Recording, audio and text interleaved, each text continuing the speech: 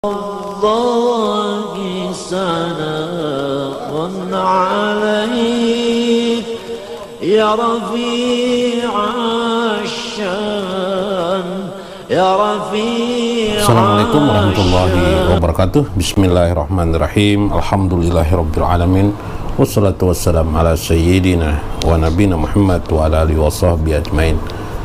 Hadirin jamaah Masjid Ta'lim yang berbahagia, fa inna insyaallah ta'asyu bi kitabi Fathur Rabbani di Syekh Abdul Qadir Jailani wa nafa'ana bihi wa ulumihi fid dharain insyaallah. Faqala al-musannif rahimahullah, gharatuka billahi tunzika wa ghaibatuka anhu. Kecintaanmu kepada Tuhanmu itulah yang menyelamatkanmu, dan berpalingnya kamu dari yang selain Allah itulah yang menunjukkan yang sesungguhnya daripada jati dirimu. Saudara sekalian, sebagaimana mungkin beberapa episode pengajian kita sebelumnya kita menyampaikan betapa keperluan jawarih tubuh kita ini adalah beberapa hal yang terpenuhi dalam kehidupan kebutuhan pokok hidup sehari-hari. Tapi jangan lupa bahwa kita juga memiliki hati yang diberikan oleh Allah Subhanahu wa Ta'ala. Nah, kecenderungan hati itu adalah kepada Allah. Kecenderungan hati itu bersifat rohani, selalu ingin bersama Allah Subhanahu wa Ta'ala. Di antara keinginan itu adalah timbulnya rasa cinta kepada Allah Subhanahu wa Ta'ala. Rasa cinta kepada Allah, adanya hati nurani kita untuk bersama Allah. Makanya jangan heran ada orang yang bertobat tiba-tiba, dia seorang muslim, yang kita bicarakan ini muslimnya, orang muslim, orang mukmin yang tiba-tiba bertobat dia. Tapi dia tidak tahu sebenarnya hatinya tuh, dia sebenarnya pada saat dia tobat itu, kenapa dia bertobat? Sudi kiranya hatinya dia meninggalkan minum-minuman keras, berjudi, mabuk-mabukan, menganiaya orang, menipu orang, menyakiti orang. Kenapa dia demikian?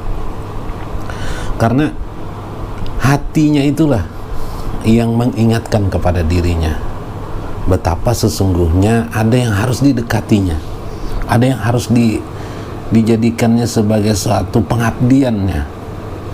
Meskipun dia tidak mengatakan cinta kepada Allah, tetapi itu yang dimaksudkan dalam pembicaraan saya ini. Hatimu itu kemana? Hatimu itu pasti mengarahkan kepada Allah Subhanahu wa Ta'ala, untuk dekat kepada Allah Subhanahu wa Ta'ala. Ini yang terjadi dalam hidup kita ini sering. Bahkan bagi orang-orang yang sudah mendekatkan dirinya, meninggalkan segala maksiat dalam hidupnya, tetap saja hati nuraninya itu tetap menginginkan, merasa kurang beramal, merasa kurang berbuat kebaikan. Itulah berarti bahwa hatinya sudah bersinar-sinar. Makin diolesnya, dipolesnya, dibersihkan hatinya, makinlah bersinar-sinar hatinya untuk kebajikan-kebajikan. Inilah luar biasanya hidup dalam beragama kepada Allah, di mana ketika Allah memberikan hidayah kepada seseorang, tidak bisa tidak lagi. Orang itu akan mengabdi kepada Allah Subhanahu wa Ta'ala. Makanya jangan sampai kita beragama dalam Islam ini justru menjadikan kita munafik, ya. Munafik yang kemarin dikatakan oleh Syekh Abdul Qadir Jailani, pasar nipak. Munafik itu di mana ada orang muslim tapi dia sembahyang, mungkin 5 waktu sembahyang, tapi mulutnya suka menggibah orang. Nah, ini kan sesuatu yang unik ini, sebuah kejadian arena kehidupan kita. Ya, maksudnya jangan seperti ini, jangan kita contoh. Mentahjir, mencela orang, suka sedikit orang salah, menurut pikiran disalahkan habis-habisan orang, padahal salahnya kecil saja, tapi habis-habisan dia disalahkan orang. Menurutnya tidak benar, kemudian keluarlah sumpah serapahnya dan sebagainya. Ini menunjukkan jati dirinya bahwa dia lebih bertempel kepada sebuah keadaan jahir, bahwa perbuatan-perbuatannya itu tidak disadarinya sebagai sesuatu yang bertentangan dengan hidayah Allah Subhanahu wa Ta'ala. Pada akhirnya mereka akan melawan dirinya sendiri, hati nuraninya, bahwa perbuatan itu adalah salah.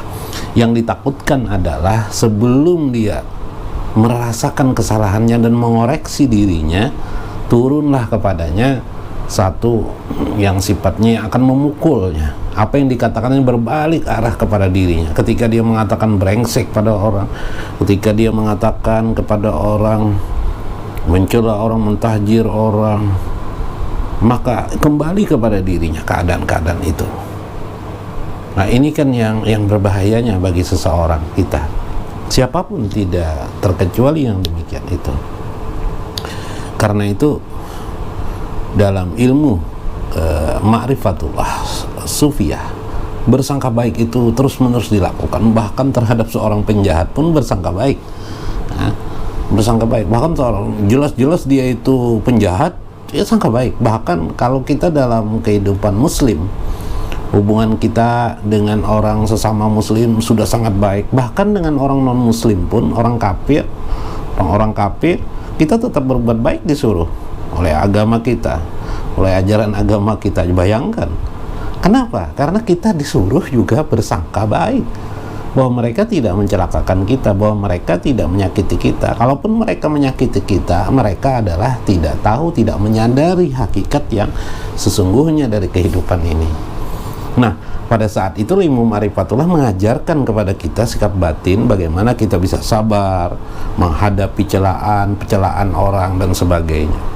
Tidak apa-apa, itu celaan itu sudah, yang kalau Anda dicela oleh orang, mungkin oleh tetangga Anda, oleh lingkungan Anda, oleh semua manusia, tidak peduli, selama Anda yakin Anda berbuat kebaikan menurut Allah.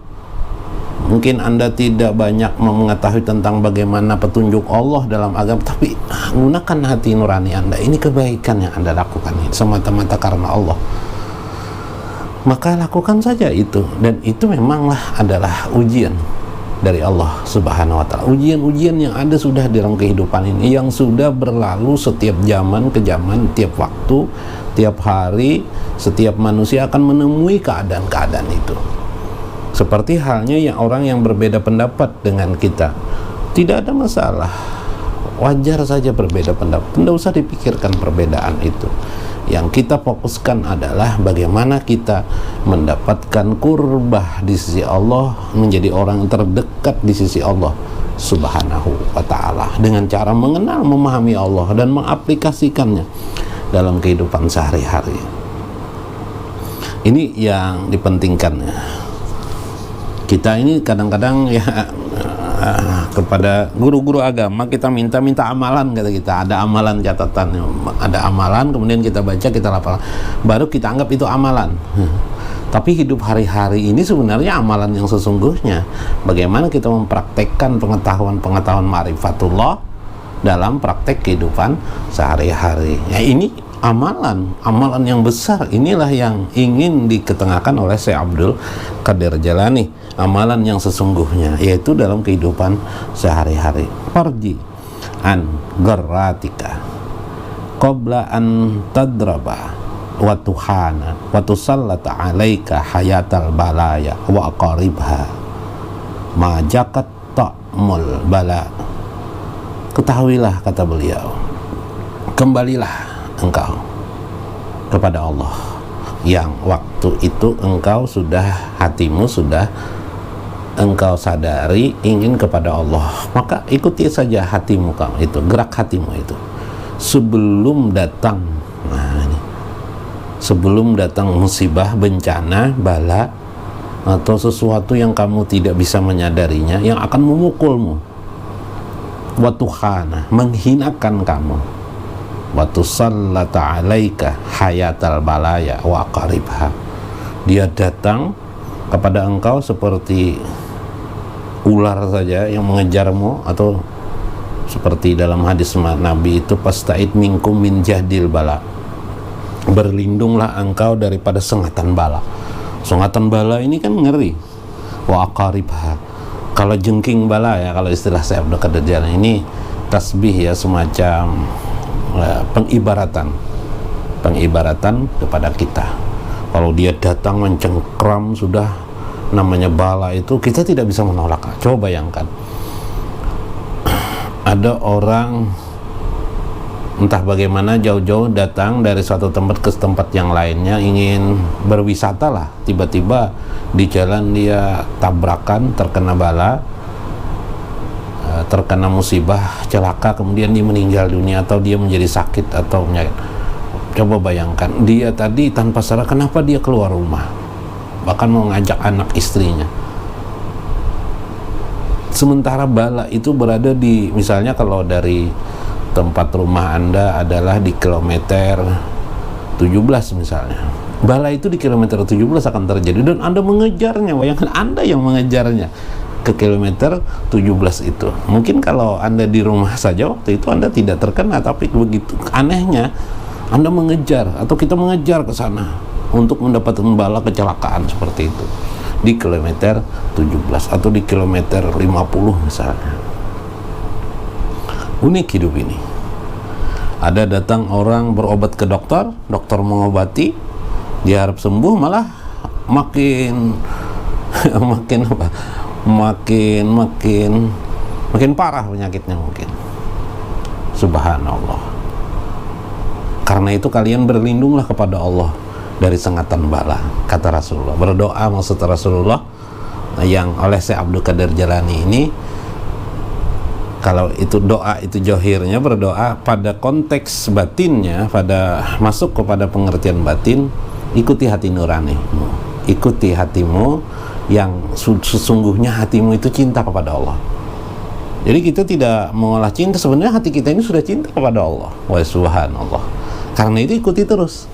Jangan kalau kemarin kita sampaikan, jangan cinta terbelah dua. Waktu dapat nikmat cinta kepada Allah, tapi waktu kena bencana bala cinta itu tidak lagi diamalkan, kata saya Abdul Qadir. Itu kedustaan cinta namanya. Nah, sekarang beliau mengatakan, ayo sebelum kamu merasakan majakat ta'amul bala, makanan bala itu datang kepada kamu seperti kamu makan saja lagi, kamu santap, hati-hati pada saat itu. Nah, karena itu pada saat kita senang hati, sedang nyaman hati kita manfaatkan tetap. Kita kuatkan hati kita untuk selalu bersama Allah, ma'iyah, untuk selalu dekat dengan Allah. Bagaimana caranya? Sebisa-bisa kita lakukan saja, menggunakan, memanfaatkan waktu bersama Allah Subhanahu wa ta'ala. Nah, la tafrah bi jami'i ma anta fihi fahuwa syai'un ja'il an qarib. Jangan sampai engkau terlalu bergembira dengan keadaan kenikmatan yang banyak sudah diberikan Tuhan kepadamu. Ya, maksudnya tentu hedonisme kehidupan sehari-hari ini. Tiba-tiba engkau terkena bala, lalu Anda menyesali, baru Anda menyadari betapa Allah adalah penolong kita. Nah, jangan sampai terjadi seperti itu. Janganlah kamu terlalu bergembira dengan keadaan kenikmatan yang sekarang. Ma'an tapi sayun ja'il an qaribillah, yang akan melalaikan kamu kepada Allah, tetapi tetap ingat kepada Allah, tetap berzikir kepada Allah, tetap mengingatkan diri, membina diri, memoles hati kita, mendawamkan zikir kita agar kita tetap dekat dengan Allah Subhanahu wa ta'ala. Apa kalau sudah bala bencana itu datang, kita tidak bisa banyak berbuat apa-apa lagi. Karena itu ada kekuatan yang harus kita gunakan dalam hidup kita ini. Bagaimana kita dengan berzikir kepada Allah, mengingat kebesaran Allah, keagungan Allah, itu akan menolak bala-bala itu datang. Itu akan mengurangi sengatan-sengatan bala, bahkan menghindarkannya, sehingga bala itu tidak datang kepada kita. Nah, kalau sudah datang, mengerikan sekali. Sebagaimana Allah berfirman, hatta ija farihu bima utu aqaznahum waqtatan. Sehingga ketika mereka itu sedang gembira-gembira hati, senang hati, ya, maka tiba-tiba kami datangkan kepada mereka. Nah, ini Ngeri kan ayat ini, satu bencana kepada mereka, keadaan-keadaan yang sifatnya terpuruk kita dengan keadaan itu, na'udzubillah min dzalik. Maka di mana kita bisa menyebut kecuali dengan menyebut nama Allah, Allah, Allah. Tapi memang ya terlambat kita, tapi terlambat bala itu sudah datang kepada kita. Nah, karena itu selama kita masih sehat, afiat, selalu dekati Allah. Ikuti hati nurani kita yang sesungguhnya dia adalah cinta kepada Allah. Maka ikuti nurani kita untuk mengingat Allah Subhanahu wa Ta'ala dalam hidup ini, berpikir dalam hidup ini. Inilah dimana kita bisa menemukan Allah melewati hati kita. Kita menemukan Allah melewati hati jiwa kita sendiri. Subhanallah, indah sekali gubahan yang disampaikan oleh Syekh Abdul Qadir Jailani ini. Mudah-mudahan bermanfaat. Cintai Allah atau ikuti hati nurani Anda dengan mendengarkannya, dengan mengikuti naluri hati yang terdalam, yaitu cinta kepada Allah Subhanahu wa Ta'ala. Wallahul muwaffiq wa aqwamut thariq. Wassalamualaikum warahmatullahi